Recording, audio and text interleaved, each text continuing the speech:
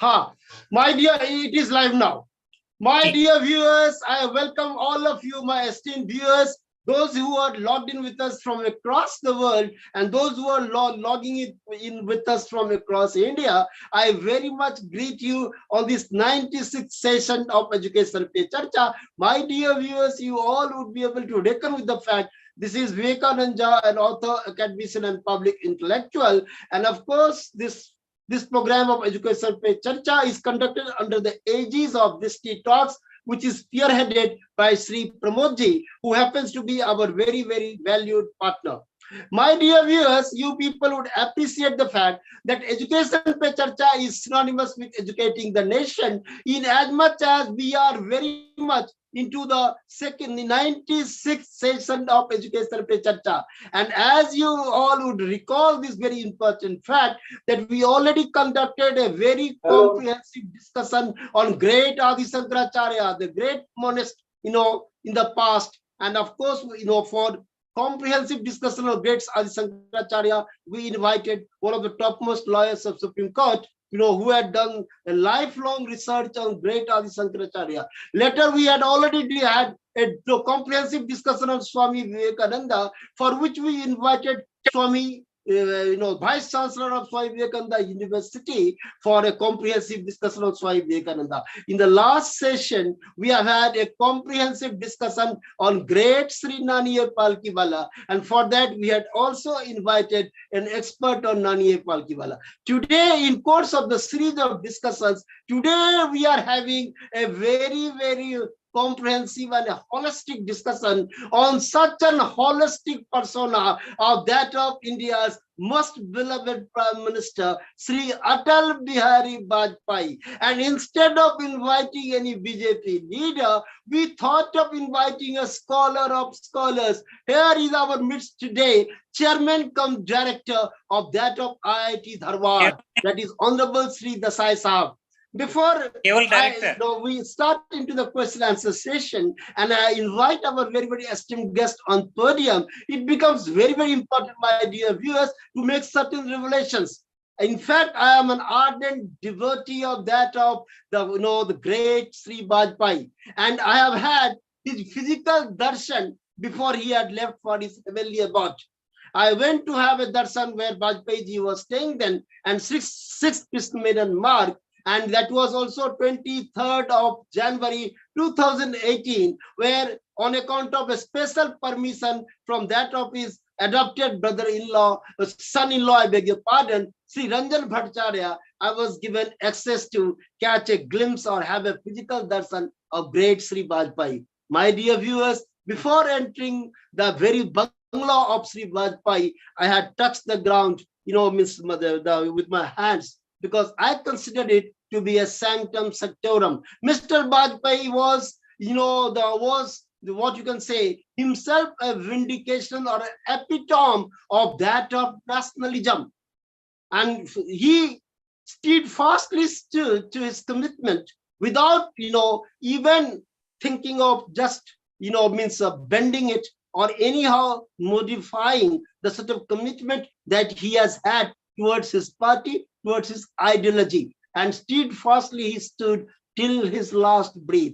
Hindu nationalism was the, you can say, the blood and the breath of that of Sri Atal Bihari Vajpayee. My dear viewers, as I already informed you, for the purpose of a very, very comprehensive 10 questions I do have, and I would like to request our very, very venerable guest. I already mentioned this important fact, no political leader, but a scholar of scholars to, dissect every single aspect and dimension of that of such a holistic persona of Indian nationalism that was epitomized or institutionalized by that of Sri Atal Bihari Vajpayee, both in the capacity of an opposition leader and again that too in the capacity of that of the Prime Minister of India. Here we have Honorable Sri Professor Venkappiya R. Desai Sahab, who happens the chairman cum director of IIT Dharwad, former professor of IIT Kharagpur for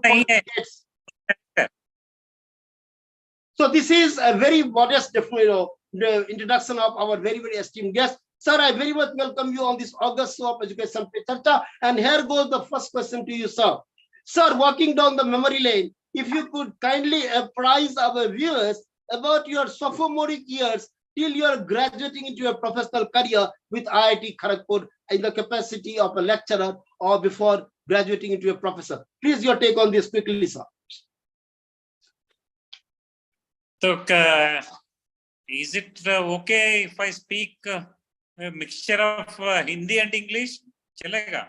Sir, it is an English show. Our channel is exclusively English, but we have we give a leverage to our our speakers as and when he or she is handicapped by his or her inability to communicate proficiently in English. Only in that case. Your take on this, please. So I joined IIT Kharagpur in 1994 September as a visiting lecturer in the civil engineering department. After completing my PhD from Clemson. Your voice is not coming. Yeah, am I audible? Hello. We are unable to hear you, sir. He is audible. Yes. Check your mic. Okay. Is it audible now? Yes, audible. Yes, audible. Of course. Okay. I joined IIT Kharagpur in West Bengal in 1994 September as a visiting lecturer in the civil engineering department. So prior to that, in the previous year, that is in 1993, I completed my PhD in civil engineering department in Clemson University in Clemson, South Carolina. And after that, from August 1993 to August 1994, I worked as a visiting professor in Clemson in the same department, that is the civil engineering department. Now it is known as Glenn Civil Engineering Department. And I joined after accepting the offer of this faculty position as visiting lecturer from IIT Kharagpur. I joined in 1994 September in the civil engineering department of IIT Kharagpur. And so I served there till say 29th of September 2022. Of course, in between, I was on lean with a multinational company in Noida near Delhi, that is RMSI Limited, as a project manager in risk management group. So basically, I served for 7 years before my 1 year, this one, that is lean in RMSI Noida, and 20 years after I left RMSI Noida, I again joined IIT Kharagpur for this one for another 20 years. So in total, I served IIT Kharagpur full time for 27 years. Great, sir. My dear viewers, so it is of course there that our very distinguished guest. He has such a very varied experience, both exposure in corporate as well as in academics. He was with the IIT Kharagpur with over 20 or 2.5 decades. Sir, straightway coming to now, all the questions are based on the life of Sri Vajpayee. Because we just wanted you to give us an initial introduction about your own scholarly excellence. Let us come.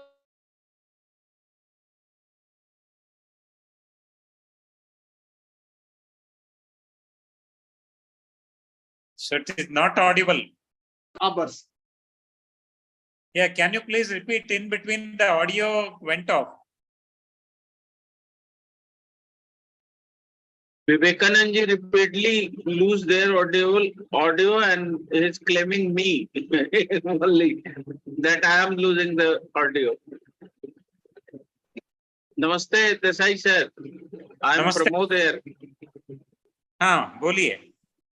मैं प्रमोद बात कर रहा हूँ धनबाद से. हाँ, बोलिए. हाँ, वो मैं विवेकानंद जी को कह रहा हूँ कि विवेकानंद जी का ऑडियो जो है वो लूज हो जाता है. अच्छा. वो मुझे कहते हैं कि आप मुझे नहीं सुन रहे हैं, मेरा बात नहीं सुन रहे हैं। सर आप अपना अनम्यूट तो करिए पहले। अरे आप मैं तो बोलिए। पूरा किया। Am I audible to हाँ you? हाँ, ये you are very well. Yes, sir. So, sir, I beg your pardon. I'm apologetic, my dear viewers, because of this technical snag. This problem has cropped up. Now, I'm once again duplicating or reiterating my question to our distinguished guest. So, here comes the second question. How do you evaluate the role of Sri Atal Bihari Vajpayee as an opposition leader of a thriving democracy like that of ours? Please, your take now. No, actually, Atal Bihari Vajpayee's role as an opposition leader, which was very positive, which was very much appreciated, especially by his predecessor, that is our Prime Minister, and his predecessor, that is Sri P.V. Narasimha Rao, who used to treat Vajpayee as his political guru, even though they belong to two different parties. And so P.V. Narasimha Rao ji had a great respect as well as a lot of faith in Atal Bihari Vajpayee ji. So that is the reason sometime when he was the Prime Minister during 91 to 96, so P.V. Narasimha Rao ji has sent an Indian delegation in an international forum which was headed by the then opposition leader, that is Sri Atal Bihari Vajpayee ji, and along with the Congress Minister of State, I think, that time, who subsequently became Minister, the Cabinet Minister for Foreign Affairs, or External Affairs, that is this one, I'm forgetting his name actually, what is Salman Khurshid, or yeah, he was. That's right. So therefore, this can only happen when this Prime Minister has a complete faith and the capability of the opposition leader, which unfortunately after that 1996 and maybe after, especially after Atal Bihari Vajpayee ji was relinquished his prime ministership in the year 2004. So we do not see that kind of that is this one, the relationship, positive relationship and good faith between ruling party led by the prime minister and the opposition party led by the leader of opposition, either in the Lok Sabha or Rajya Sabha. So that is this one. So a lot of credit goes to Atal Bihari Vajpayee ji, who is called Ajata Shatru. That means a person whose enemy is has not been born at all. So that is the contribution of Atal Bihari Vajpayee ji, and so which was very much realized by which was very much appreciated by the Indian voters. So actually, so Atal Bihari Vajpayee ji, the Indian voters gave him a chance to serve the country as Prime Minister in 3 different terms. Initially for just 13 days. So maybe you can say actually it went up to say 16 or 18 days, and then that was in the year 1996, I think in the month of May, and that is when this Pokhran 2 happened, and then subsequently 1998, that is March to 1999 September, for about 13 months, or of course also there is son. There was he was also the caretaker. Now it's coming. From 99 September, October to that is 2004 May. So that time actually he served together, these two, he served for little over 6 months. I'm sorry, 6 years as the Prime Minister of our country, and thereby that is strengthening the this one,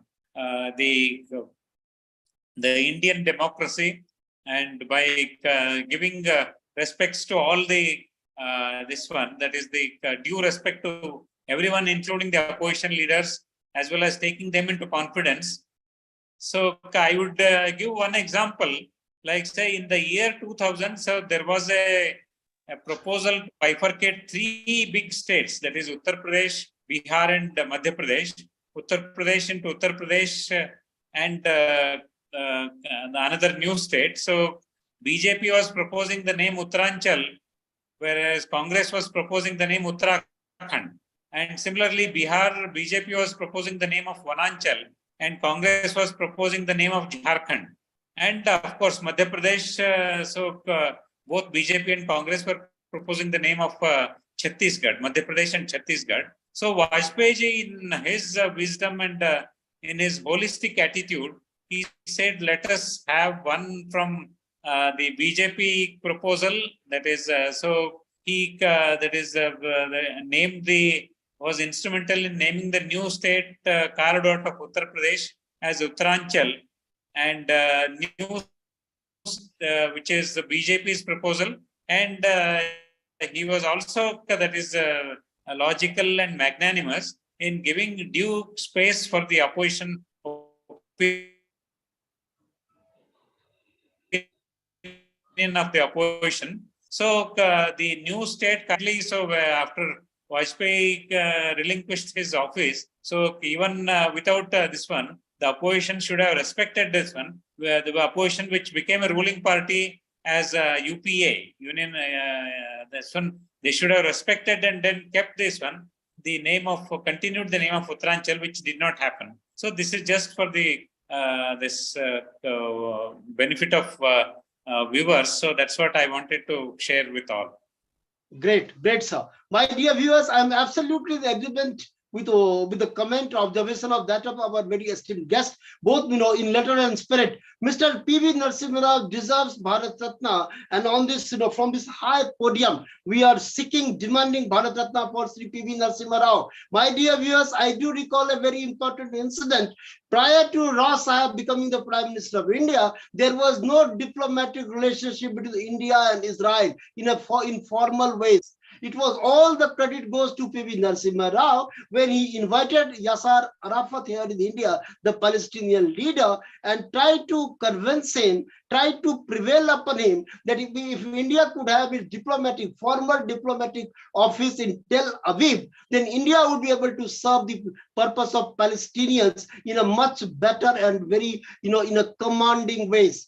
And Yasser Arafat agreed to the then Prime Minister P.V. Narasimha Rao's, contention or his observation, and subsequently or consequently, you can say that the formal diplomatic relationship between that of India and Israel came into existence. Credit should go to P.V. Narasimha Rao, and I'm also in agreement with our esteemed guest. There should be a very balanced relationship between that of the government as well as the opposition, between the treasury bench and that of the opposition. Unfortunately, again, I'm in agreement with our august guest, that relationship is absolutely conspicuous by its absence. After the departure of the behemoth of personality of Sri Atal Bihari Vajpayee from the political scenario, the situation has drastically deteriorated to such an extent that opposition and the government are refusing to see eye to an eye. There is absolutely no bonhomie, no tangible cohesiveness between the government and the opposition, which is the sine qua non, or which is absolutely imperative for a healthy democracy, which has gone amiss, and that needs to be restored. And that is why special session of Sri Vajpayee today. Thanks a lot, sir. Straight we come to the next very, very important question to you. How do you view, albeit with the benefits of hindsight, the role of Prime Minister Vajpayee as the Prime Minister of India for 6 years, of course, in 3 different segments or in 3 different tenures? Your take on this, please. Yeah, I would say the Vajpayee's tenure was very fruitful, especially in terms of, first of all, fruitful in terms of establishing a positive rapport, which, of course, as a opposition leader itself, when he was, he did not have, the opposition party did not have the adequate strength to, that is, gain the status of leader of opposition position. That was during Prime Minister Indira Gandhi's time. So that time also during 1971, so Vajpayee ji was magnanimous in his appreciation or praise for Indira Gandhi's role. So he just likened her to Durga as one. So these one, but in continuing the same thing in this, especially in his role, that is 6-year tenure, combining 2 terms. That is the first term for almost about 17 to 18 months, and then the remaining or 1.5 years, and then the second term, that is 1999 to 2004, that was also for about 4.5 years. So totally it was 6 years. So during this period, so for the this one, for the first time, so there were many positive things in terms of infrastructure. The Golden Quadrilateral was this one, that is all the 4 corners, that is Calcutta in the east and Chennai or Bangalore in the south, and then Mumbai and of course Ahmedabad in the west, as well as Delhi in the north. So these 4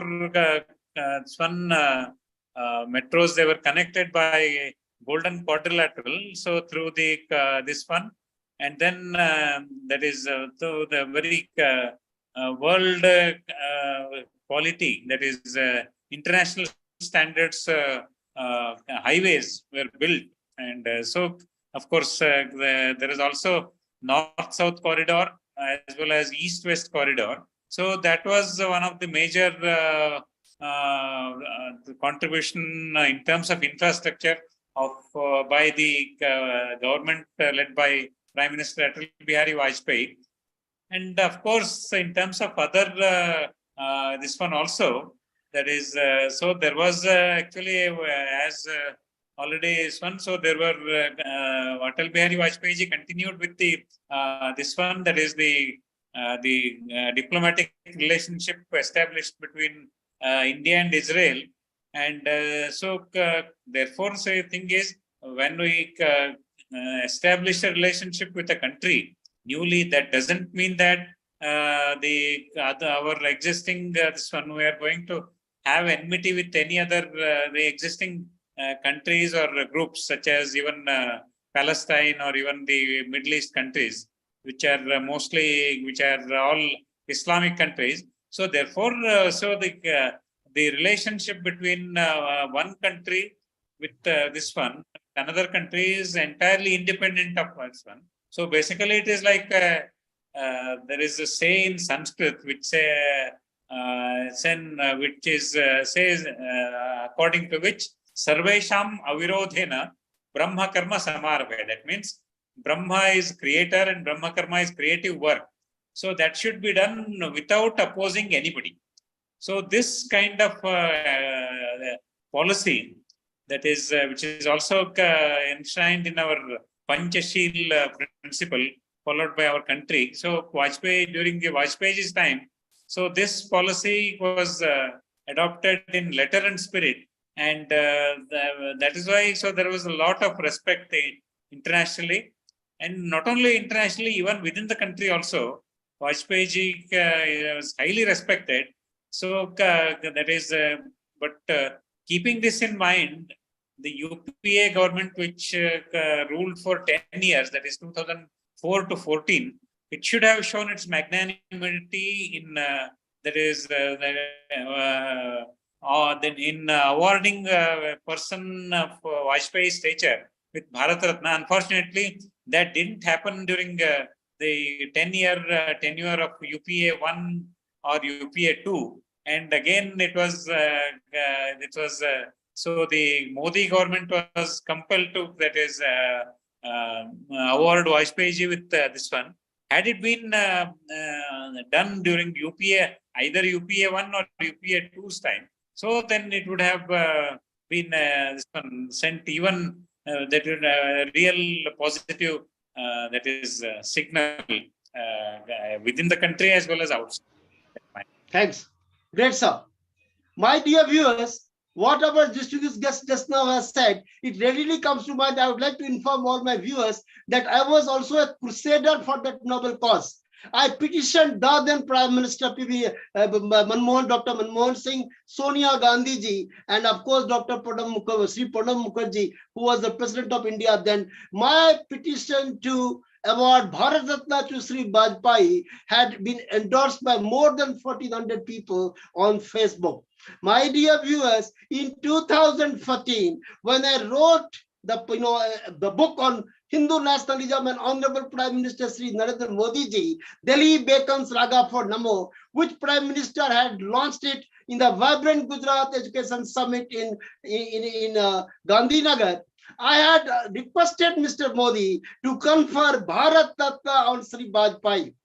I had one-to-one conversation with Prime Minister Modi, and the day Mr. Vajpayee was conferred upon Bharat Ratna, just the preceding day, I got the communication from the Prime Minister's office that Sri Vajpayee, will be conferred upon Bharat Ratna on his birthday. So, of course, it came readily to my mind. It was a gross injustice, a historic injustice done by UPA government by abstaining from rewarding the highest civilian award to that of the most deserving face. It becomes a laughing stock, even though I don't mean to undermine Sachin Tendulkar ji or anybody else, to grant or confer Bharat Ratna on Sachin Tendulkar ji and giving a slight to Vajpayee is something ridiculous. Anybody, in its sense would just outright dub it as ridiculous. Absolutely in agreement with our honest guest, with our honored guest, I beg your pardon. Prime Minister Vajpayee should have been given the highest civilian award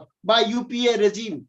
Most importantly, one incident, as our guest says, it comes readily to my mind. Mr. Vajpayee knew no sycophancy. In one of the Union Cabinet meeting which was going on, that is pertaining to Golden Quadrilateral Project, Prime Minister Golden Quadrilateral Project, every minister, founding minister as we have, the scenario or the syndrome in our polity, they all were recommending that the name should be Atal, Gram Sadak Yojana.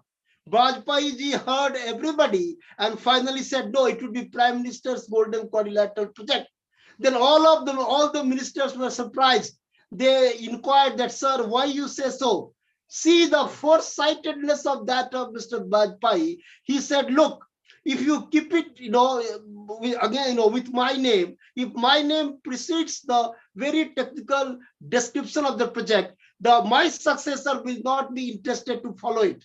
But if it is Golden Quadrilateral Prime Minister, Golden Quadrilateral Project, even my successor will promote it with a sense of, gusto. So let it remain as Prime Minister's Golden Quadrilateral Project. See the foresightedness, of that of Prime Minister Vajpayee. I intended to mention it for the enlightenment or for enlightening our viewers on this very, very important cabinet meeting which transpired during the period of Mr. Vajpayee.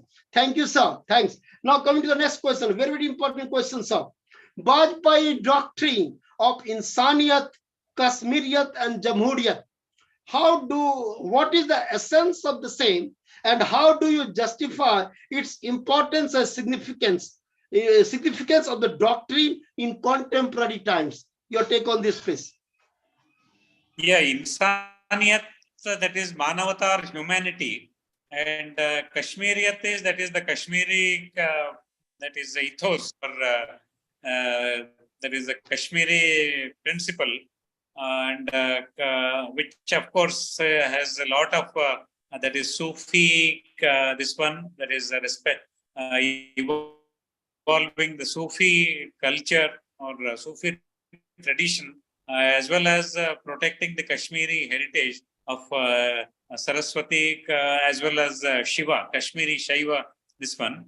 And then Jamhuriyat is democracy. So this one, so this slogan was given by Vajpayee ji during his tenure as Prime Minister. But unfortunately, the thing is the ground reality. So like this one, so Vajpayee ji was this one, that is during his 6-year prime ministership, even started in 1996, since it was a very short period, so we may, that is for all practical purpose, we may not consider that also, because the period was even less than a month, so just 2.5 weeks. So in his the main tenure as Prime Minister started in 1998 March actually. So, but prior to that, so this is almost say more than 9 years ago. That was in 1989. So from Kashmir, this one, that is the pogrom, or that is a massacre of Hindus, which is very well depicted in the recent movie on Kashmir Files by Vivekanand. So that kind of thing, this one unfortunate thing happened.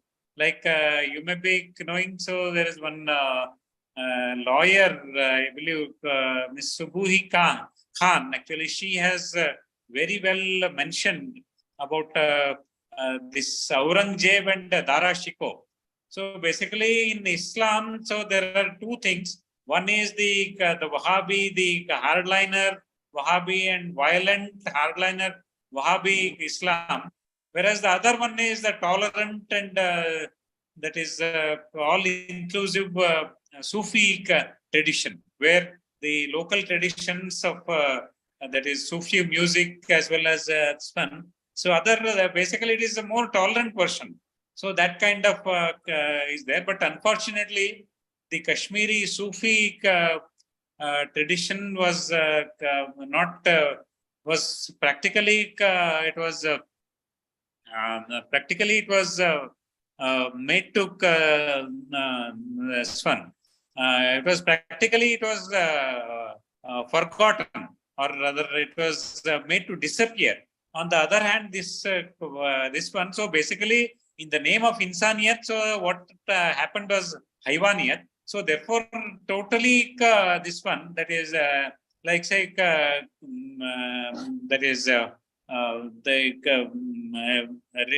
removing the entire this one, that is ethnic cleansing. What is called ethnic cleansing? That is removing the entire Kashmir Valley of any even token presence of the Kashmiri Pandits. And remember, so it is only the Kashmiri Hindus are called Pandits, because so they are, as you all may be knowing, in one of the Sanskrit slokas, so about Saraswati, the goddess of learning, it is said that Namaste Sharada Devi Kashmira Puravasine.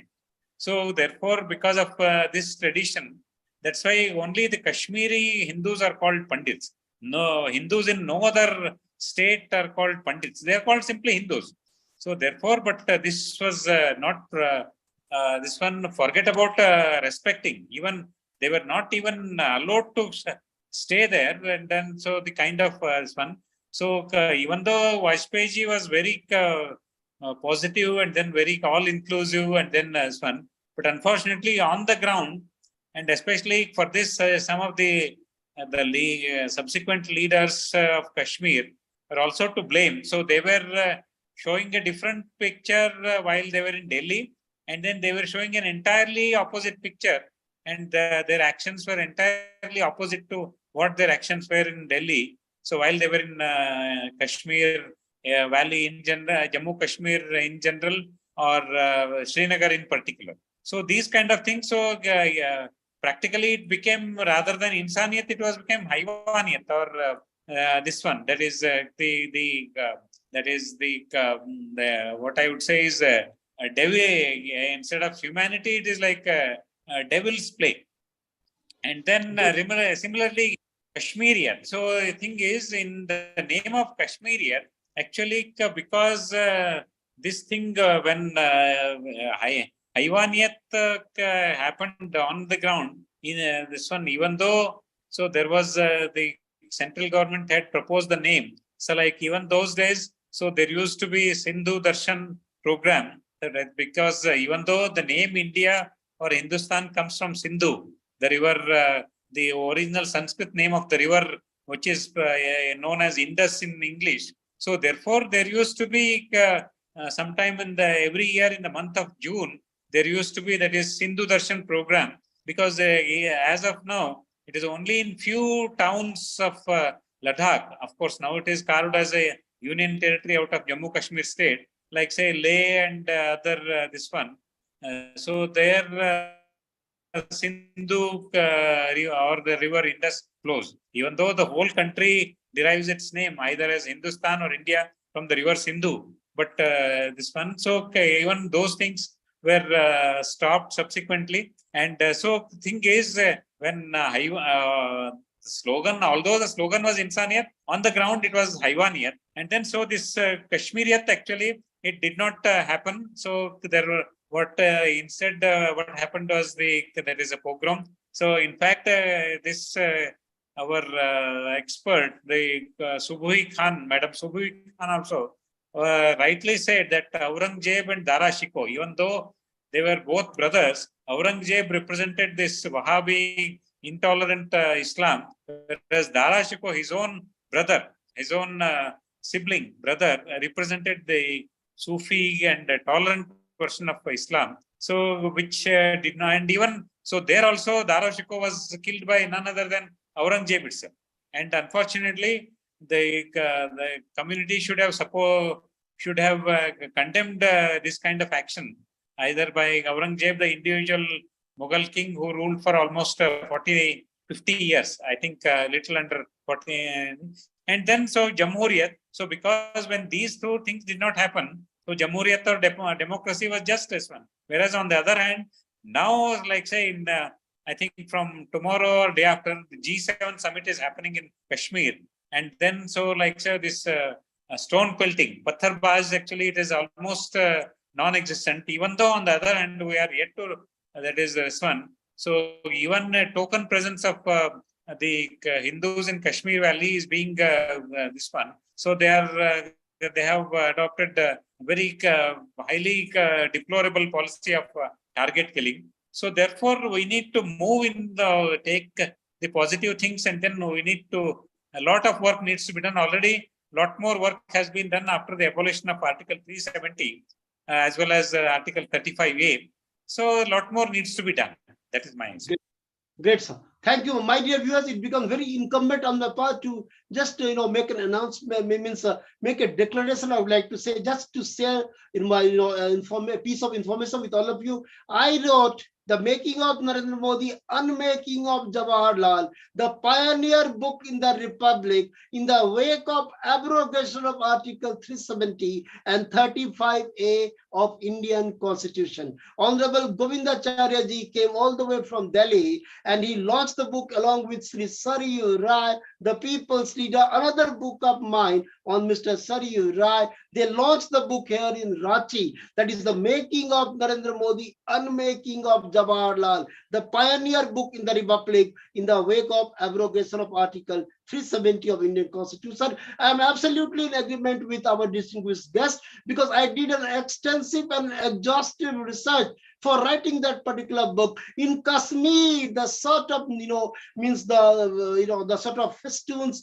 and the posters were prevalent in those days, that simply made such an obnoxious sort of announcement that, oh, Kashmiris, Pandits, Hindus, go away, leaving your women behind. You can well understand, my dear viewer, the scary scenario, which might not remain confined only with Kashmir. It might spread across the nation. Hindu consciousness has become the sine qua non, in contemporary times. Hindus have been hibernating since millennia. It is a time Hindu must wake up, because they have developed in Mr. Narendra Modi a genuine leader whose raison d'etre and summum bonum is not only to awaken the nation, but to take India to the level of Vishwa Guru. The work was done by Sri Bajpai. So I'm coming to the next question straight away. Hello. Hello, sir. Hello. Hello, Professor Saab. आपकी आवाज आ रही है, professor साहब को मिल रही है कि नहीं पता नहीं. No, but I don't know. Professor Saab has vanished from the scene, so maybe he may be log back. Out हो गए, प्रोफेसर साहब लॉग आउट हो गए.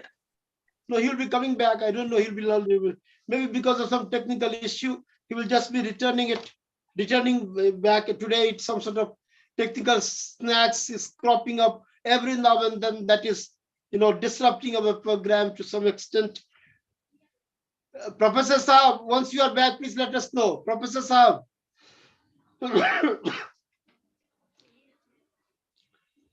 Hello.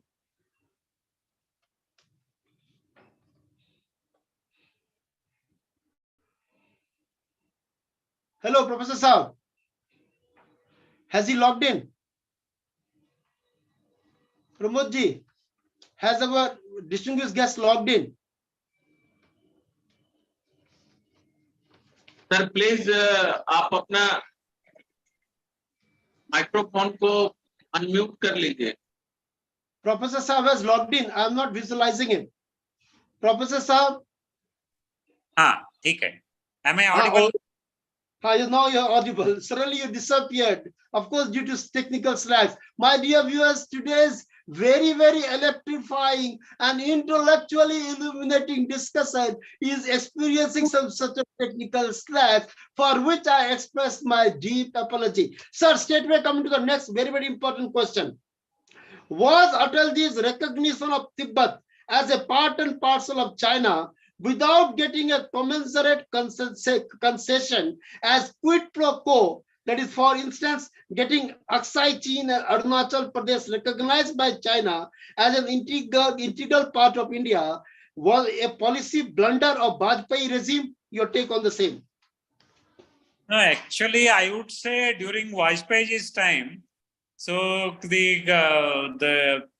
our country's standing within the community of nations was not that strong. Of course, there was many positive trends, like say, for example, this Pokhran 2 happened during Vajpayee's first tenure of maybe 2.5 or 3 weeks or so.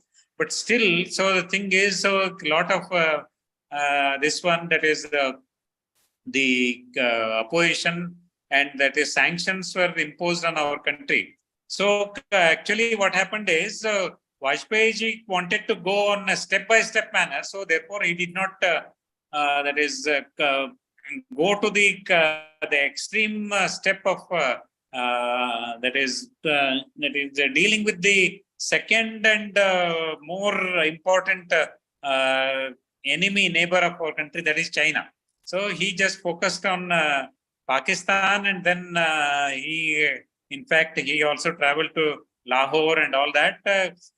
So, of course, even he was backstabbed by late General Musharraf, and then so Kargil happened and all those things. So, therefore, I would say because Vajpayee did not want to, because see, the thing is, our action should be commensurate with our strength. See, currently, what is this one happened is, see, over the decades, the Chinese army has weakened, because so there is a one-child policy, and an average Chinese soldier of the People's Liberation Army has actually lost a significant amount of his or her this one, that is a fighting spirit. On the other hand, an average Indian soldier, whether it is army soldier or air force, this airman or navy's sailor, so their average fighting spirit and then average capability has increased. Like say, for example, even in terms of infrastructure, even till UPA was as long as UPA was there, so they were not even given the bulletproof jackets. So now, especially in the defense sector, the role of middleman has been practically in all practical for all practical purpose, it has been abolished, and then so there is very adequate supply of technical infrastructure, and because of that, so this one our defense, our military forces have this one, and as you all know, the defense minister during UPA time, that is A.K. Antony, was telling as on the floor of Lok Sabha, he mentioned, see, the law, means the difference between heaven, sky and this one, Akash Patal, that difference between the Chinese infrastructure on the Chinese side, actually it is not at all China. It is a Chinese occupied autonomous region of Tibet actually. So whereas on our our border roads infrastructure was so one. Whereas after Modi government has come, so our infrastructure has improved, especially in terms of on the ground as well as the infrastructure such as the bulletproof jackets for our soldiers and all. So therefore, on the secondly, the average fighting spirit, as I already mentioned, the average fighting spirit of Chinese soldier has decreased, and added to that, like say you can see, during Sushma Swaraj's time as this one, that is as a foreign minister during first tenure of Modi ji's prime ministership. So that time, so Indians wherever they were, so they were in whatever difficulty they were, so they were rescued. Not only Indians, many times even citizens from almost say 30 countries, and so from Somalia or Ethiopia, they were rescued. So therefore, our stature has increased. Like so, that was very much evident. Like Sushma Swaraj ji was invited by the Organization of Islamic Countries, and now with Jaishankar ji taking over as Sushma Swaraj's successor and our foreign minister or external affairs minister, our this one is very much as one. We are now in a position to even that is. Sir, voice is not audible. Okay. Yeah. Is it audible now? Yes, sir, you are very much audible. Okay. It's the problem with Mr. Vivekanand. Okay. So now you go ahead. You go ahead, sir. Taking over as our external affairs minister, so our foreign policy has got even more teeth.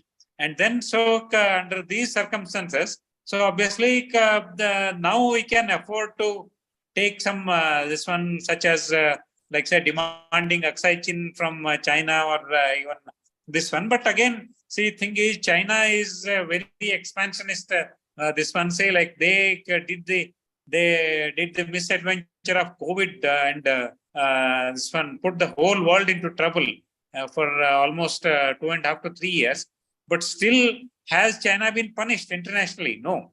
So therefore, but there have been many efforts, like say we are part of Quad, that is India, US, Australia, and Japan. We are also part of many other alliances. So it is slowly coming, but still. So therefore, keeping all these practical aspects into consideration, Vajpayee ji did not. Vajpayee ji kept restricted our foreign policy.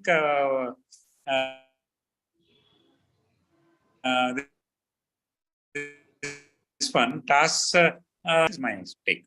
Okay, great.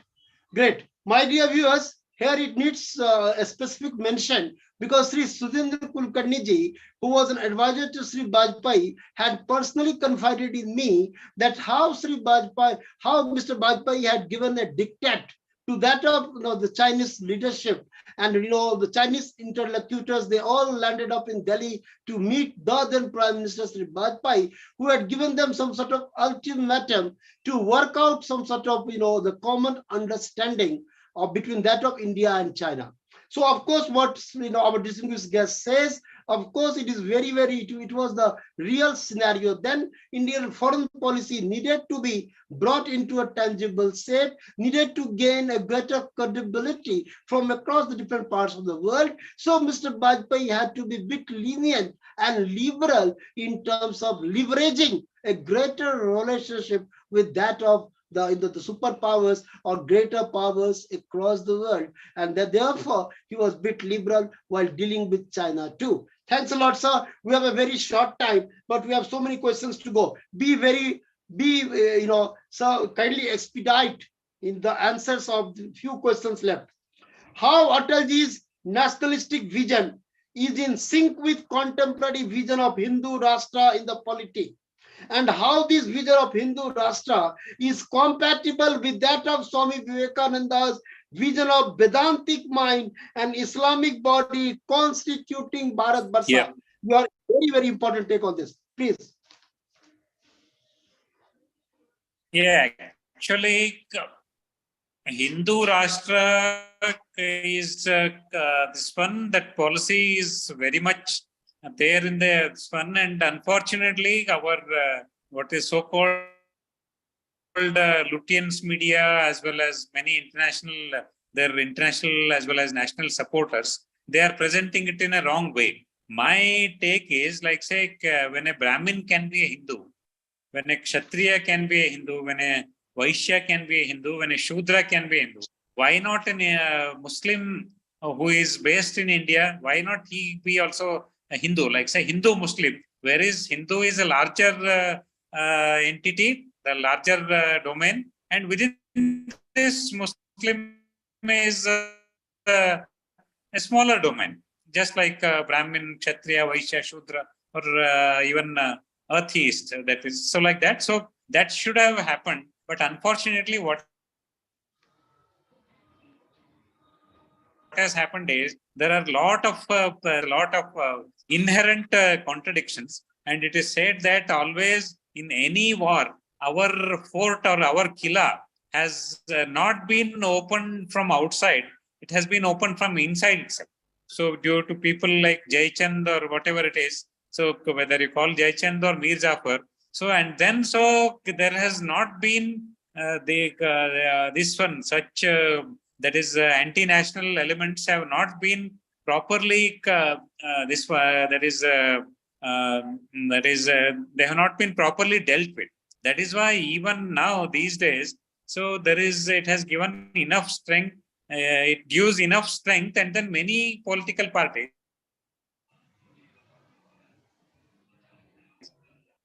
like say somebody had said that that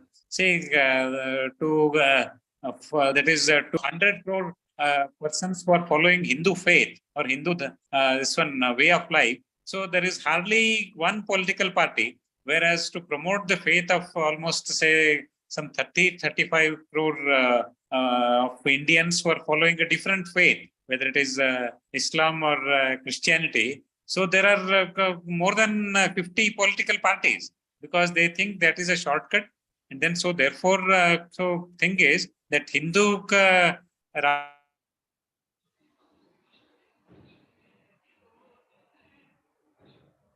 Rashtra is very much relevant. So it should not, the world was persecuting Jews, it was respect. And that is the reason. So thing is, this is the oldest religion and the most tolerant religion, and unfortunately, it is the most misrepresented religion. So with these guys, so that's why I would say it is very much relevant even now. Fantastic. Fantastic. I'm absolutely in agreement. My dear viewers, our distinguished guest has the courage of conviction. Hardly you could hear somebody talking about the vision of Swami Vivekananda way back in the World Parliament of Religions in 1893, when he said authoritatively, we are from that Sanatan race which took to its bosom the fleeing Parsis, the Mughal, the invaders, intermittent invaders. We took all of them to our bosom. Ekam sad vipra bauda badanti. The great eternal, verses of that of Vedas, which says that God is one, whereas path to him might be diverse. That is the beauty of Sanatan. Sanatan encompasses all the religions. We have great revelation coming from our distinguished guest, who says authoritatively, but yet very candidly, that why not Muslim too, like a Brahmin, Kastriya, Kshatriya, Sudra, Vaishya, all are the parts and parcel of Hinduism. They too can become part and parcel of Hinduism, because their forefathers and ancestors were also Hindus. They are the converted Lord. So there is no harm in that. Of course, the traitorous community within this country, left secular liberals, They are the traitors and the internal contradiction, as what our very august guest was trying to articulate. That is absolutely maybe an insinuation, but straightway it was indicating to that very community of left secular liberals, those who are the very pivotal. They play a pivotal part of creating all these sort of divisions within the monolithic community of Hinduism. Hindus are too monolithic, but they are being compartmentalized over time just for the sake of vote bank politics. Sir, last question, because time is up. Last question, quickly. What do you think is the priceless legacy of Sri Atal Bihari Vajpayee to contemporary India and to the posterity as well? Your take on this, please. The very word that is used to describe Atal Bihari Vajpayee's that is persona, that is Ajata Shatru, a person whose enemy is not born. It is like almost Yudhishthira, on the lines of Yudhishthira or Dharmaraj in Mahabharata. So he said this one when somebody had come to attack Kauravas, he said, Vayam Panchadhikam Shatam. That means among us, so we are five Pandavas and then 100 Kauravas. So we may be fighting among ourselves, but in front of the third common enemy, we are 100 plus 5. So therefore, that is one. So that is the one, and we should go with this, and then we should stop adopting this. That is the short-term this one. We should be more holistic, and then there should be the communities should be properly guided. Unfortunately, which is not happening. So thing is, when you take the benefits, and in fact, so there is a, because of this this one, that is economy, and then so many things. The corruption, especially in the government schemes, it has drastically reduced. I don't say it has come to zero. So therefore, the many policies are being implemented more effectively. So therefore, those who derive the benefits, they should actually think that is while voting, that is when it comes to elections, they should think on long term, this one, not to get enticed by short-term inducements. And unfortunately, our polity still has so many loose ends. Like, say, there is the kinds of that is freebies and all that. So whether it is giving free power, free water, or free this thing, so that one, that is making, that is basically it is spoiling the attitude of a person to earn a respectful livelihood. So therefore, that should be one. So we should move in those directions, and then we should definitely, Vajpayee's persona is there to this one, and then we should say only then we can, this one, no country will succeed with its average citizen being irresponsible, lazy, and then he or she succumbs to all the anti-national or anti-social this one. So that kind of thing should be this one. So everyone has the freedom to that is worship the god or goddess of his or her choice. But see, the thing is, when it comes to nation, we should that is we should present a coherent and unified picture. That is my. That means our distinguished guest says that, that is conformity to Bharat Mata, obeisance to Mother, uniformity in obeisance to Mother India. Mother India is to be the single God of every single Indian. That should be the dharma, that is the state dharma to be followed. You cannot say that while I stay in India, I am a Deshbhakt and I refuse to bow to Mother India. That will not do. You all, the entire 1.40 billion Indians should remain devoted to Mother India. That is the nationalism Vajpayee had espoused. That is the nationalism Swami Vivekananda had espoused. Same nationalism is being articulated by incumbent Prime Minister Sri Narendra Modi ji, also from the Red Fort, ever since he became the Prime Minister of India. In fact, the very substantive part of the goodness of the action that I find in him. In course of his every speech from the Red Fort, he has been quoting great Sri Aurobindo's vision of nationalism. That makes today's India very, very relevant, and it is absolutely getting inextricably linked towards its moodings in that of erstwhile Bharat Varsha. That is the contribution of Sri Vajpayee, which Narendra Modi ji, as the palanquin bearer of that nationalistic vision, he is carrying forward or taking India forward towards towards realizing of Swami Vivekananda's vision of that of India as Jagat Guru.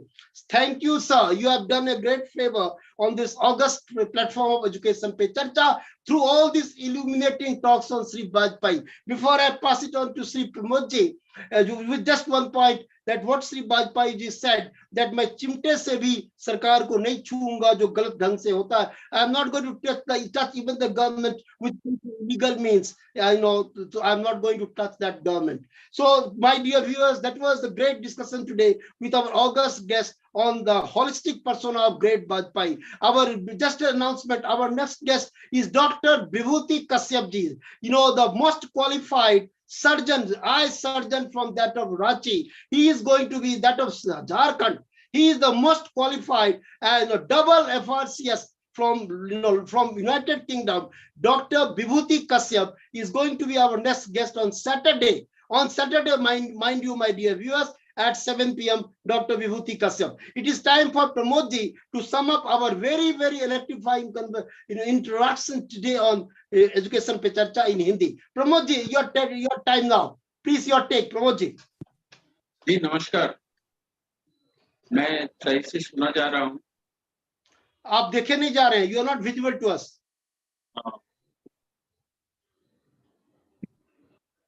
अब yes, please. दिखाई पड़ रहा हूँ.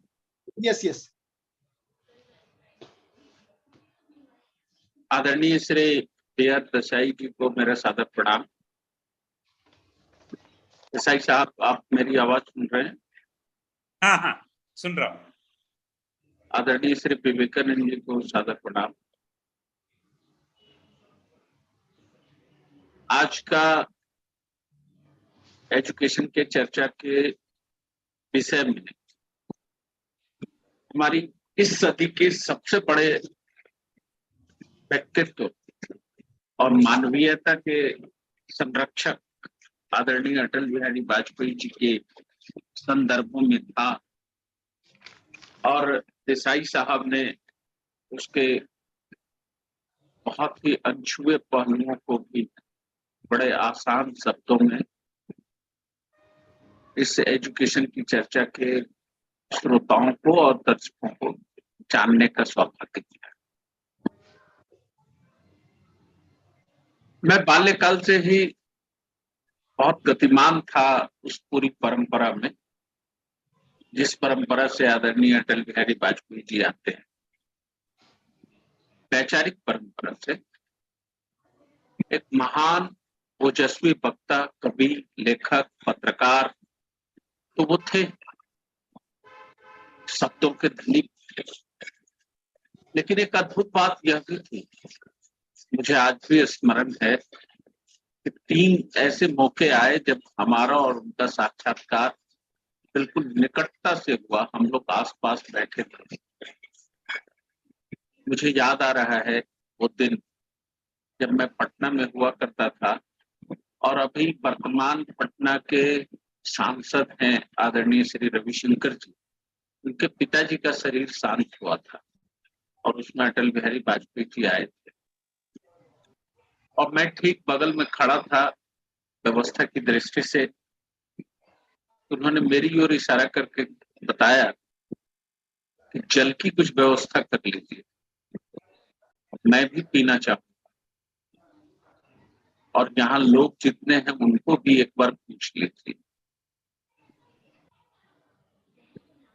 मैं बहुत देर तक इस बात को सोचता रहा कि एक व्यक्तित्व जो हमारे यहाँ राष्ट्र का प्रमुख है, दैनिक रूप से इतना गतिमान है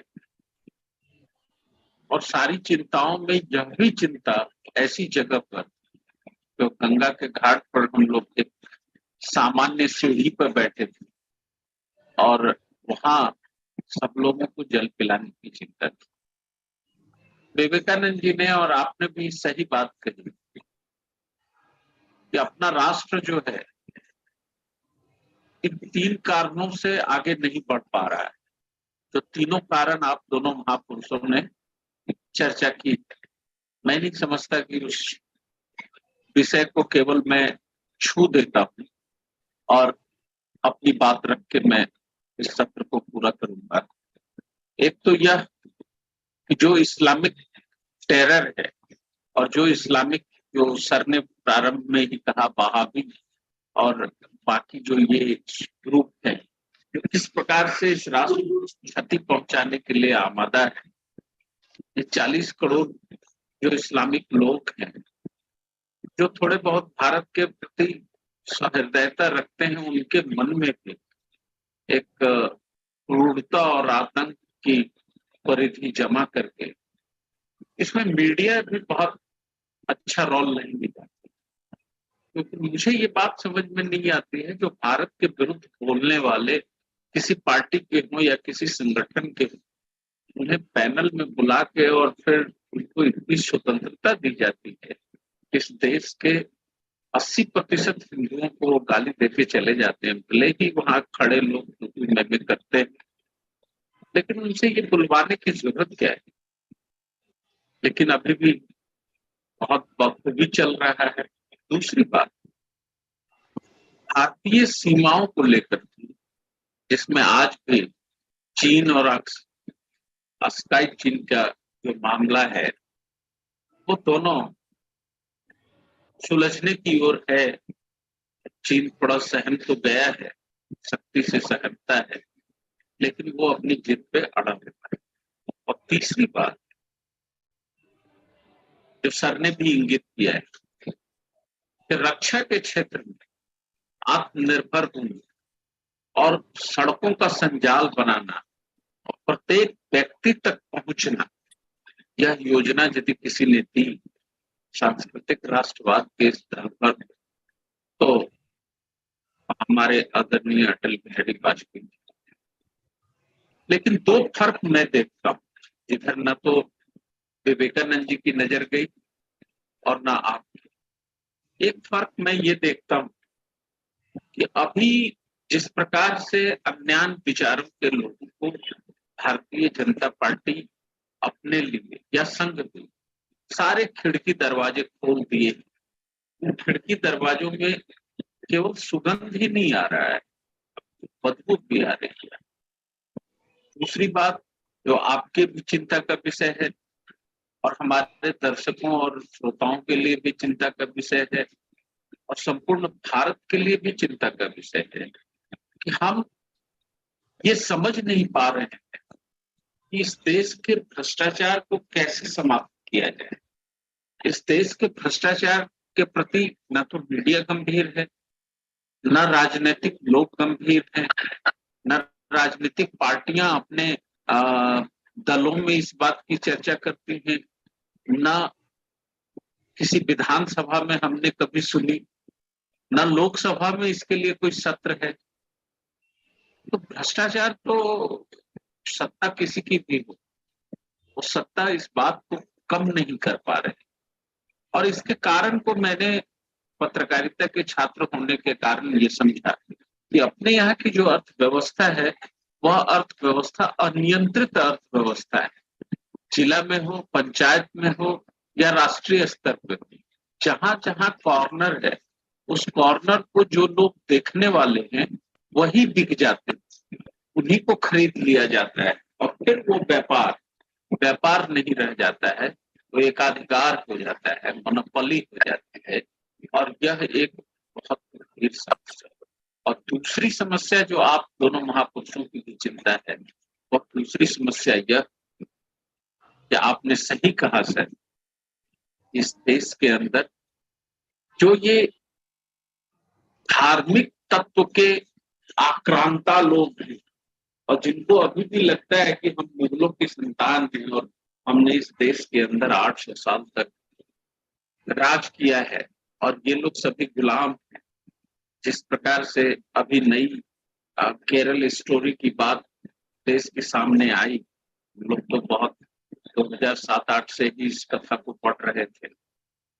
और देखिए ढिठाई, कितना ढीठ लोग हैं। इन सारे तथ्यों को प्रमाणिकता होने के बाद विधानसभा में प्रमाणिक है, न्यायपालिका में प्रमाणिक है, प्रशासनिक क्षेत्र में प्रमाणिक है, सभी थानों में एफआईआर है, उसके बाद लोग आके कह रहे हैं कि ये झूठ परोसा जा रहा है, ये बदनाम किया जा रहा है, ये गलत है, इसका प्रचार किया जा रहा है। ये जरा देखिए, और इनको देखने के बाद ये बात समझ में आती है कि जो ये एक अभी मीडिया के प्लेटफॉर्म पर जिस तरह से हिंदू राष्ट्र की बात आ रही है, मैं तो संविधान को मानता हूँ और मैं मानता हूँ कि संवैधानिक प्रक्रिया ही सर्वश्रेष्ठ है, लेकिन अटल जी होते तो शायद बहुत सॉफ्ट तरीके से इस बात को बोलते, क्योंकि उन्होंने तो रग रग हिंदू मेरा परिचय कह दिया था। वह भी हिंदू राष्ट्र के बहुत ही बड़े समर्थक थे, लेकिन हमारे सामने संविधान की जो धारा लिखी पड़ी है उस पर संशोधन करना होगा, क्योंकि ये सारी परिस्थितियां तब से निर्मित हुई जब से जबरदस्ती 77 में उसमें पंथ निरपेक्ष वाली बात संशोधन करके उसके प्रियम्बल्स में डाल दिए गए।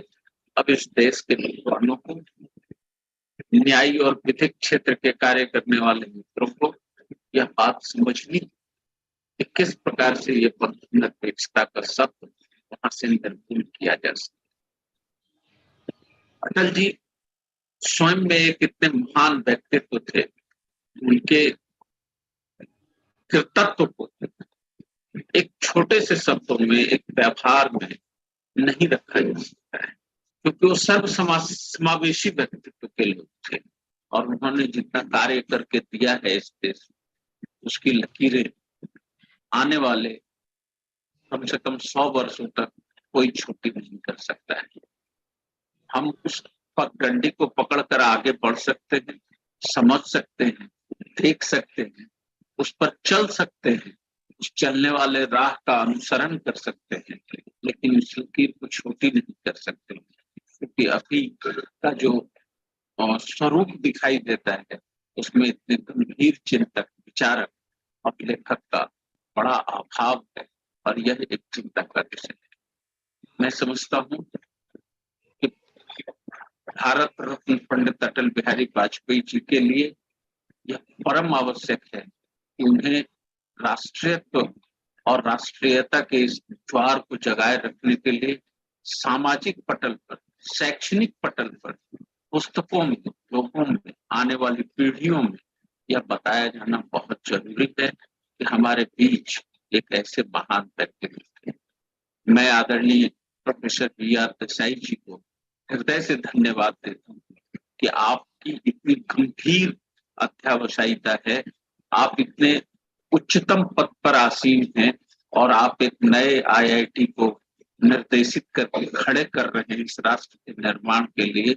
उसके आपने एक महापुरुष को इतनी गंभीरता से अध्ययन करके समझा है, निकटता पाई है, और आपके इस ज्ञान का हम अब ग्रहण करके इसे अपना पाथेय मानते हैं और उसको प्रणाम करते हैं। मैं हृदय से साधुवाद देता हूँ आदरणीय श्री विवेकानंद जी को कि उनकी दृढ़ता, उनके वाक साधना, उनके शब्दों के प्रति इतनी निष्ठा, और इस राष्ट्र को दिए जाने वाले एक नई बहस को एजुकेशन पे चर्चा के नाम पर उन्होंने बड़ी दृढ़ता से चला रखी है। हम तो अकिंचन लोग हैं, हम सहयोग नहीं कर सकते, हमारे पास समय नहीं है, लेकिन सद्भावना और संवेदना हमारी सदैव इस शास्त्रार्थ में है। मैं ये समझता हूँ कि भारत का मौलिक चिंतन, सनातन का मौलिक चिंतन शब्दों से शास्त्रार्थ करके चीजों को निश्चित करना हमारे पूर्वों ने हमें सिखाया है। इसलिए हमारे देव और दानवों के बीच बहुत खूबसूरत ढंग से समुद्र मंथन हुआ था। ये मंथन और शास्त्रार्थ हमारी धाथी है। मैं विवेकानंद जी को हृदय से साधुवाद देता हूँ कि आप इस बहस में, इस शास्त्रार्थ में सफल हों। भगवती सरस्वती आपको सदैव अनुप्राणित करते रहे, आपको प्रेरणा देते रहे और आप इस प्रकार से हम लोग जैसे सामान्य लोगों को थोड़ा सा शब्दों का ज्ञान देते रहे। दोनों लोगों को फिर पुनः एक बार प्रणाम और आज के लिए इतना ही। Thanks a lot, Prof. My dear viewers, we are extremely thankful to our very, very distinguished guest, respected Sri Desai Sahab. And as our valued partner, technical collaborator, Sri Pramodji has just now said that despite presiding over a newly, newly built IIT institute, he has given his invaluable time for discussing or for illuminating today's session, 96th session of Education Pe Charcha, where we discussed the holistic persona of that of great Sri Bajpai. Indeed, we are so much thankful to him from the core of all our hearts. I'm sure this today's discussion will definitely enlighten all of us who hitherto has been watching this program or who henceforth will log into our program. They all will stand as as genuine beneficiaries. My dear viewers, once again, just reiteration of the announcement which I already made. Our next guest is Dr. Vibhuti Kashyap, double FRCS from UK, the best doctor, eye surgeon here in Jharkhand. That is, he is the director of Kashyap Hospital here in Ranchi. He is going to be our distinguished guest on next Saturday at 7 p.m. With folded hand, I salute our today's esteemed guest, respected Sri Desai Sahab, for sharing with us all the vital and the pivotal form of information, but just to unravel the holistic persona of Sri Bajpai. My dear viewers, it is a high time that all the citizens must be concerned about the evolving future of this country. Because of the all sort of pressure coming from all directions, Sanatan today happens to be in the midst of all enveloping danger. And until unless we are thoroughly concerned about our existential crisis, we are absolutely going to be an extinct race. Because though I think that it would not be proper for me to say that, but the situation is alarming. I, being a thinker and writer and a public intellectual, I am always, overwhelmingly concerned about this Bharat Barsha to remain eternally a land of Hindus. Where Hindus will go, Hindus have no place on earth. Hindus will have to be conscious about their own rights, that India belongs to them. That I don't mean to, to exclude Muslims from there, but Muslims too will have to consider that India is the land of their ancestors. They too are equal stakeholders along with their Hindu brethren, subject to the condition that they too follow the Sanatan Sanskriti and consider great Adi Sankaracharya to be the raison d'etre and summum bonum of Bharat Barsha. That is the only mantra that should exist, till eternity. With these kind words, I once again respectfully salute to our esteemed guest, respected Sri Desai Sahab, who is such a scholar of scholars, as I described him in the beginning. The sort of information that he had articulated today on this Charcha obviously is of oceanic depth. I am thankful to Sri Pramodji for summing up our conversation in Hindi, along with pouring his own thought process. Indeed, it makes the session very consummate one. And for that, all the stakeholders deserve respect and salutations. Thanks to all of you. I hereby return you to the studio to be back again at 7 p.m. on Saturday, not on Sunday. Today it was a special session because of the convenience of our August guest that we scheduled it on Sunday. But every Saturday we have our session at 7 p.m. We'll be back on 28th, that is Saturday at 7 p.m. Thanks to all of you. Thank you, sir.